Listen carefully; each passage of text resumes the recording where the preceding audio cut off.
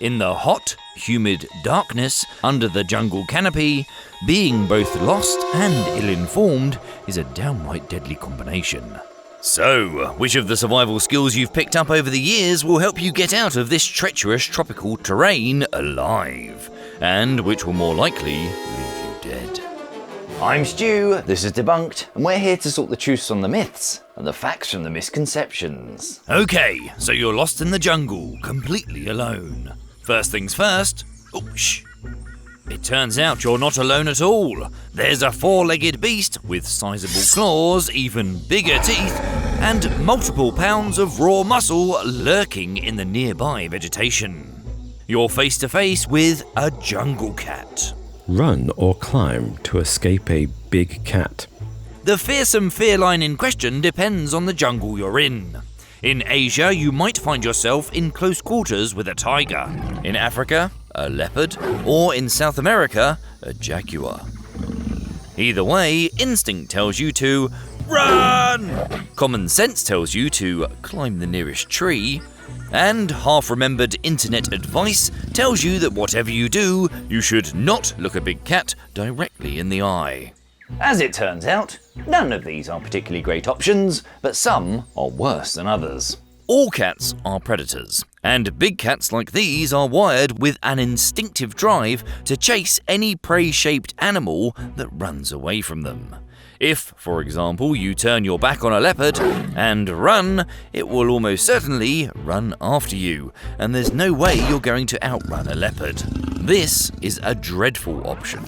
The tree might seem like a better bet. Unfortunately, though, it's really not a great option. First of all, trees in the jungle aren't particularly safe environments in general. Bees, giant ferocious ants, spiders, snakes, you name it, these creatures often take up residence in trees, and they won't take kindly to a home invasion. Even worse news, many of the cats you might encounter are actually pretty good climbers. In fact, leopards are so gifted in this department that they're actually capable of dragging their prey into the trees. Jaguars are also pretty decent climbers, and while tigers are less agile in an arboreal context, they can still scramble a few meters up a tree trunk without too much difficulty. So, we're left with our final piece of half-remembered advice. Never look a big cat in the eye. Should you avert your gaze? The science suggests otherwise. A paper published in Nature, one of the world's most influential science journals, in 2020, described a study in which eye spots were painted onto the rumps of cattle to give would-be predators the illusion of being watched. It worked. According to the authors, eye spots painted on cattle rumps were associated with reduced attacks by ambush carnivores, lions and leopards. Cattle painted with eye spots were significantly more likely to survive than were cross-marked and unmarked cattle. So, it turns out, we need to do the total opposite of our initial ill-advised survival information. Don't run. Instead, stand your ground. Make yourself look big by raising your arms slowly above your head. Hold steady eye contact with the beast. Do not turn your back on it. Speak some firm, threatening words, then start to carefully but confidently back away. You're in luck. There's another loud rustle some distance behind the cat, and it turns and bolts. Okay, now we've successfully seen off one of nature's scariest living creatures, let's see about getting you back on track to civilization. In the very likely event that you have a smartphone on your person, you could just open up maps and, we've got just enough signal for a message from Stu. There are a lot of moving parts that go into making our videos, from getting our hero on set, all the way back to making sure our productions run smoothly and on time. And to do this, we use Odoo. It's a bit like a survival multi-tool for your business. Let's be honest, whether you're lost in the jungle or managing a project for work, having no plan is a bad idea. That's where Odoo's project app comes in to help you manage tasks, timelines, and teams all in one place. With Odoo's simple drag-and-drop interface, you can create visual project roadmaps by switching from different views, from Kanban to Gantt or list view, assign tasks, set priorities, and keep your whole team aligned without sending 42 emails titled, just checking in. But if you do need to just check in, it comes with a built-in chatter, enabling you to log note and even send email straight from the task to make sure everyone stays on track. If you've got multiple projects running at once, then Odoo helps you juggle them without dropping the ball or losing your sanity. And because it's part of the larger Odoo suite, it's effortlessly connected with their other apps, from timesheets and invoicing to sales, CRM, and much more. If your work life feels like you're operating in survival mode, then the Odoo project app might be exactly what you need to get back on track. So, stop getting lost in your to-do list and start managing it properly with Odoo. Check out Odoo using my exclusive link below and get your first app free for life with unlimited hosting and support. Thanks to Odoo for supporting our channel. Right, let's see if we can get our hero back on track now. In the absence of any sort of clear path, long established or freshly trodden, it would obviously be helpful to try and get your bearings. As we've established, you have a smartphone on your person, so you could just fire up your favourite Maps app and GPS your way back to the nearest trail, right? GPS will get you back on track. Unfortunately, it's not as simple as that. On an app like Google Maps, to load up a new map tile, you need access to mobile data. Mobile data is transmitted by masts, not by GPS. And if you're in an actual rainforest, the chances are you're not within reach of the nearest mast. Your location, in terms of coordinates of latitude and longitude, which describe your position on the Earth's surface with perfect precision, is transmitted via GPS. As the name Global Positioning System suggests, GPS signal is available more or less anywhere on the planet because it's transmitted by satellites, not masts. Without the actual geographical features on your on-screen map though, raw coordinates aren't really that useful. There is, however, a bit of an in-between option, and this is one of those classic be prepared situations. It's actually possible to download Google Maps map tiles onto your phone ahead of time, and then save them for offline access. The combination of the downloaded map tiles and live GPS location will then act like an atlas with your marker on it, in much the same way the app does when you do have access to mobile data.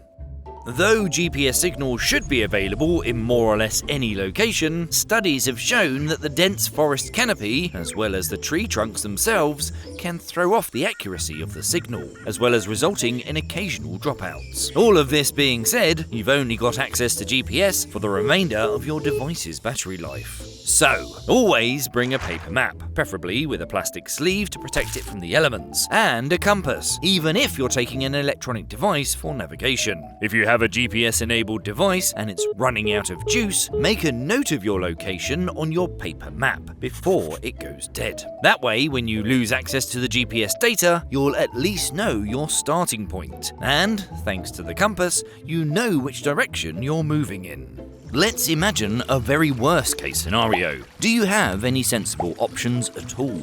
A source of fresh running water, like a stream or river, would be ideal for plotting a path to civilization. If the nearest source of running water isn't readily apparent, but you happen to find yourself on high ground, try and use your vantage point to survey the terrain. You might be able to see depressions in the landscape where you'd be more likely to find a river, or better yet, a man-made landmark to head for. Luckily, from your vantage point, you've spotted something with a definite human settlement vibe some way down the valley. It's too far away to clearly identify, but you figure it's your best chance at a way out of this mess. Since you've not managed to find running water, and you're looking at a pretty lengthy trek, you're going to need to find something to drink.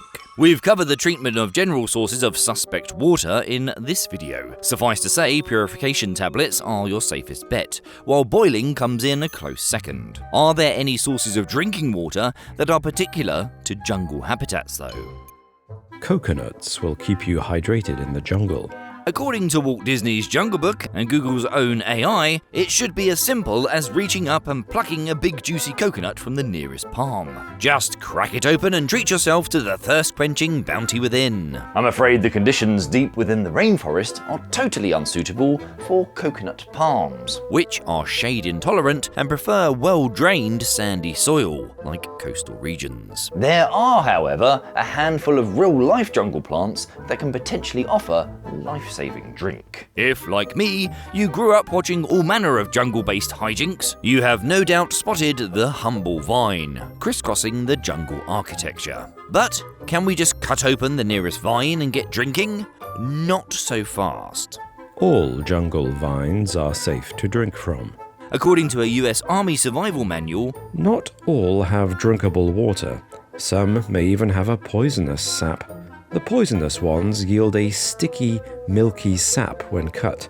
Non-poisonous vines will give a clear fluid. Some vines cause a skin irritation on contact. Therefore, let the liquid drip into your mouth rather than put your mouth to the vine. You finally quenched your thirst. Let's get moving to our target destination.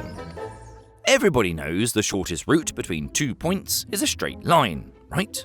Right, it absolutely is. Does this mean if you happen to be equipped with the Jungle Movie standard issue machete, you should get to bushwhacking ASAP?